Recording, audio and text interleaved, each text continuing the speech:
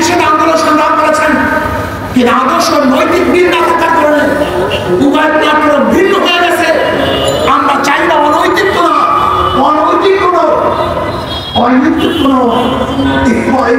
মানে লোক দেখানো কোনো আমরা চাই না।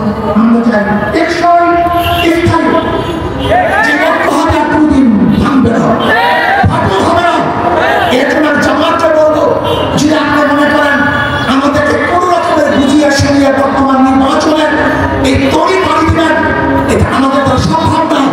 আপনি আসুন, বসুন, আমার সাথে যে মতলক্ষ আছে সেই মতলক্ষগুলি মিটিয়ে আমরা এমন টেকসই ঐক্যবদ্ধ হব যে ঐক্যবদ্ধকে ধরতে পারবে না, কেউ ছুটতে পারবে না।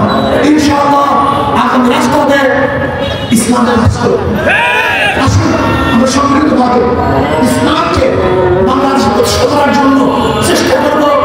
ইসলাম প্রতিষ্ঠিত হলেই সমস্ত জাতি, সমস্ত ধর্ম নিরাপদ থাকবে। এবং সলিমুল্লাহ, যে সলিমুল্লাহ নবাব সলিমুল্লাহ ইউনিভার্সিটি প্রতিষ্ঠিত হয়েছে, সেই নবাব সলিমুল্লাহর জন্মবার্ষিকী, মৃত্যুবার্ষিকী ইউনিভার্সিটি প্রতিষ্ঠিত হবে না, পালন হবে না। তা আমরা চাই না। এখান থেকে বৈষম্য দূর করতে হবে। সব জায়গায় যে ধর্মের লোক যে গোশ খায়, অনেক জায়গায় দেখা যায় গরুর গোশ খাইতে দেওয়া হয় না, এটা বৈষম্য। যেখানে গরুর গোশ খেতে পারবে খেতে দেন, আমরা যা ইচ্ছা কাচ্ছি নেব, খান, কোনো সমস্যা নেই।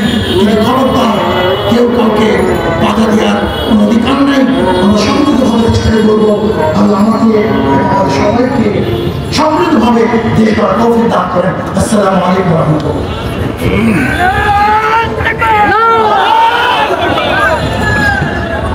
সংগ্রামী সাথী ও বন্ধুগণ,